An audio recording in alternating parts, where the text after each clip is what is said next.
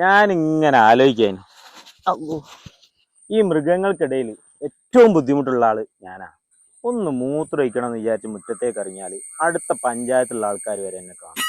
ഒരു പ്രൈവസി എനിക്കില്ല. അല്ലേ റാഫി, അപ്പൊ എന്റെ കാര്യം ഒന്ന് ആലോചിച്ച് നോക്ക്. കാട്ടിലെ രാജാവായതുകൊണ്ട് മാത്രമാണ് ഞാൻ ഈ സാധനം നീട്ടി വളർത്തുന്നത്. ഇത് പഠിച്ച് സുന്ദര കുട്ടപ്പനെ ഈ ഫേസിലൊക്കെ ചെയ്ത് നടക്കാൻ എനിക്ക് ആഗ്രഹമില്ലായിട്ടല്ല. എന്ത് ചെയ്യാനാ? അപ്പൊ എന്റെ അവസ്ഥകളൊന്ന് ആലോചിച്ച് നോക്കി. കരയിലെ ഏറ്റവും വലിയ ജീവി ഞാനാണല്ലോ. എന്നിട്ട് എന്ത് കാര്യം? എന്നും ഈ ബോഡി ഷെയ്മിങ് തന്നെ. തടിയ, ആനത്തടിയ, ഈ വിളി കേട്ട് കേട്ട് മടുത്ത്. എനിക്കും എല്ലാരെയും പോലും തുള്ളിച്ചാടി നടക്കാനൊക്കെ ആഗ്രഹം ഉണ്ടായിരുന്നു. ഒന്ന് മെലിഞ്ഞ് സ്ലിമ്മായിട്ട്. ഒരു രക്ഷയില്ല. അല്ല സീബ്ര, എനക്കെന്താ ഒരു ചിരി? എന്നോടൊക്കെ 1000 പ്രാവശ്യം ഞാൻ പറഞ്ഞു സീബ്ര സീബ്ര എന്ന് വിളിക്കരുത്. ബ്രാ കൂട്ടിയോടെ പേരിട്ടച്ഛൻ ഓരോ ഒലക്കമല പേര്. സിംഹാണേലും പുലിയാണെങ്കിലും ആണാണെങ്കിലും അല്ലെങ്കിൽ ചള്ള അടിച്ചാൻ പൊട്ടിച്ചോളും. മേല സീബ്ര വിളിച്ചാൽ സി കുതിര അല്ല പറയാൻ കുതിര അങ്ങനെ വിളിച്ചോളി. സി ഇനീഷ്യലായി ചേർത്തോളി, ഒരു കുഴപ്പമില്ല എനിക്ക്. എന്നാലേ എനിക്ക് ഇങ്ങനത്തെ ഒരു പ്രശ്നവുമില്ല. ഞാനിപ്പോ ഫുള്ള് നാട്ടിൽ തന്നെ ആണല്ലോ. നാട്ടിലെ മനുഷ്യന്മാർക്കാണെങ്കിൽ എന്നെ ഭയങ്കര ഇഷ്ടമാണ്.